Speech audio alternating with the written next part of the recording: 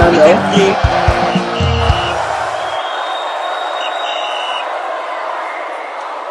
Yes, all right.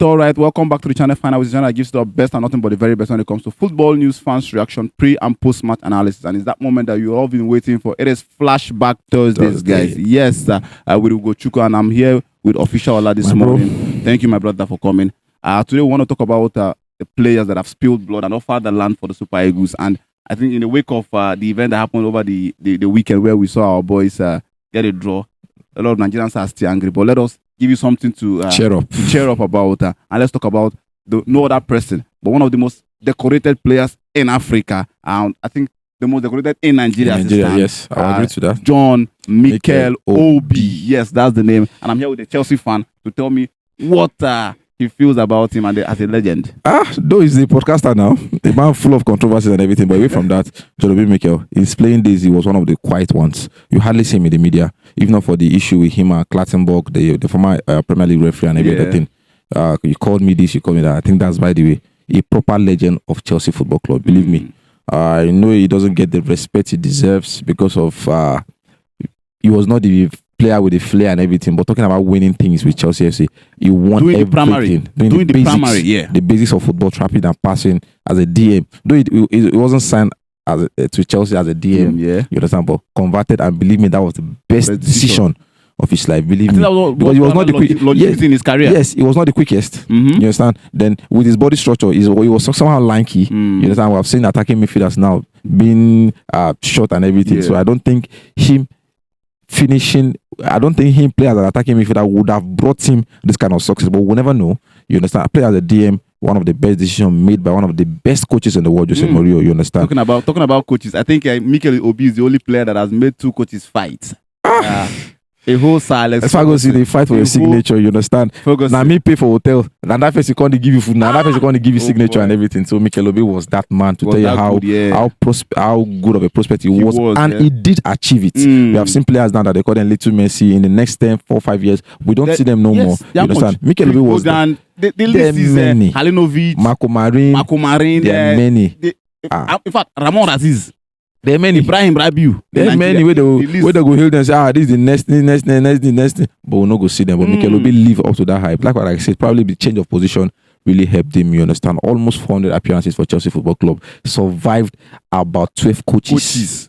No be beans. You survive 12 coaches. That is 12 coaches come this club. They no see you get problem. Come play. How many coaches must have left? I think what made him actually leave Chelsea was the side of I want to go to my national team. Antonio Conte. Antonio Conte said don't go. I think it was a January thing. He eventually left when he felt that. And in his own book, he said that was not one of the reasons why he even left. He said the reason he left was the moment he saw Chelsea side on N'Golo Kante. He knew that there's no space. My time is off. So that is why even when they say no go for international duty, they say I will go. I still will say no go send me. Even me for my mind, I don't know. Say Kante no go allow me play. You understand? So I think he had lots of credit. The only trophy he did not win as a Chelsea fan, as a Chelsea player, was the FIFA Club World Cup, which eluded a lot of legends, even the likes of John Terry, Lampard. I think the only player that managed to achieve all those things was Cesar Azpilicueta. You understand? In Chelsea, you understand? So Champions League, Premier League, two Premier League, Champions League, FA Cup, whatever any cup you know. No trophy, club football wise that Mikel Obi did not win with Chelsea. So he knows all about the success. That's why sometimes if he's on his podcast blasting player, lamenting player, it's because he has lived it. Yeah, he has lived it. He has seen stars working. He has seen silverware around his neck and every other thing. So he has seen coaches coming into the system and coaches that have been sacked for a little less than what these coaches are offering us. So that's why he's one of the vocal ones on his podcast and everything. And recently we saw him done on the Chelsea jersey against Liverpool again. Though in Coletto, we saw the glimpses of what he could do back in the days. And I just want to say a big shout out to Mikel Obi. You were one that did Chelsea solid. We're talking about his Chelsea career, but let's not forget that where he all started. Nigeria. Yes, on the 17 process and everything. 17, and eventually playing for the Super Eagles national team, winning things, not just playing for them, winning things. One of the most the best thing that can happen to a footballer. Playing for your country. Then having up to 91 caps. 91 is 6 goals. 6 goals scored on 6 times. And important goals, not just on friendly. So important goals. Then there was also the Olympic appearance.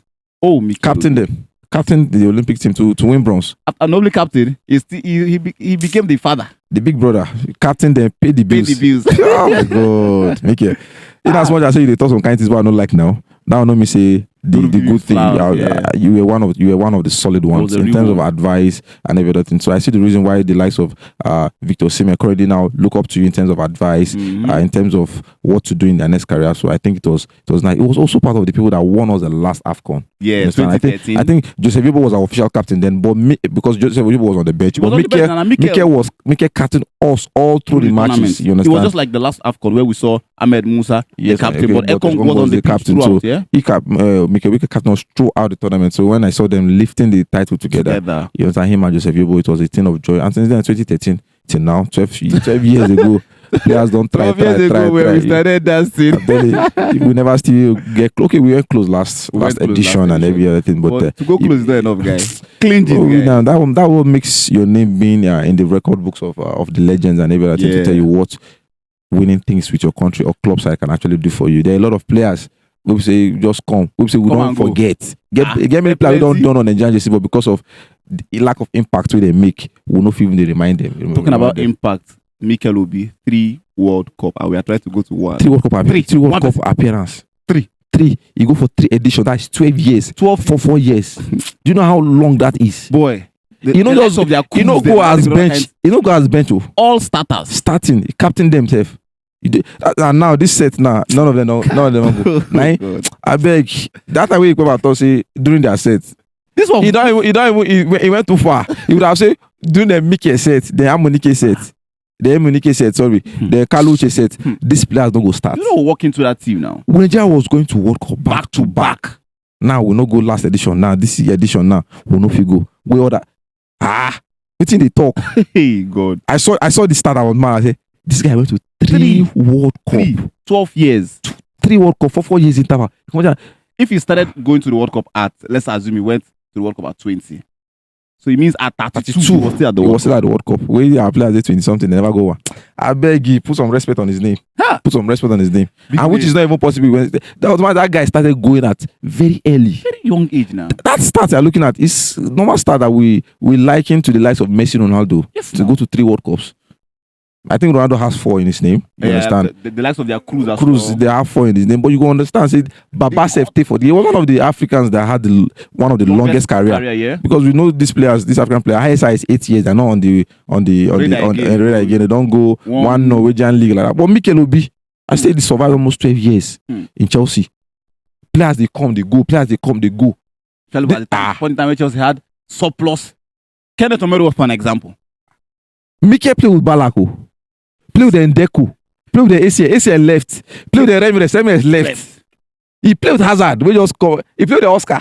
All this was where he played with them. In as much as he don't talk some kind of thing, I don't like what if he say. But if you just remember, if you remember some kind of pictures, reminisce with him, Mikel don't do. As a Chelsea fan, I won't lie to you. If I see some old pictures of us lifting things and I see him in the picture, I'm like, anyway, you try. Easy. When I go para. Imagine playing Mikel playing almighty Bayern in the final. And you eventually come out victorious. And then they stop back at that year now. I no good there. So Mikel was one solid one for the game and is a legend. I won't lie to you, both for the club side and the country side. No, you didn't just play for these two sides. You won things with them, memorable things. You have medals to show it for. You have pictures to show your children. You have pictures to show the Nigerian nation that yes, if I talk to any Nigerian player, you need to listen to me because I don't live through this and I've done it. I've been there. I've done that. Official, I would put you at the spot at this point in time. There's a lot of notion out there that the enough is enough for all these elite boys. Especially because of what happened some couple of days. That they want us to go back to the core. And that the last person that understood what it means to be half players from the core was Stephen Keshi. And Mikel Obi is a typical example that grew up here. He knows what it means to represent the Super Eagles. Not these guys we could just go now. After this tournament now, they don't go back where they see them, they don't carry back because I don't see why you would lose the game and you are posting on your snaps talking about the game as if to say no you did the pitch to affect the game. I no one blame them. Even the call don't they fuck up. No be one body they laugh.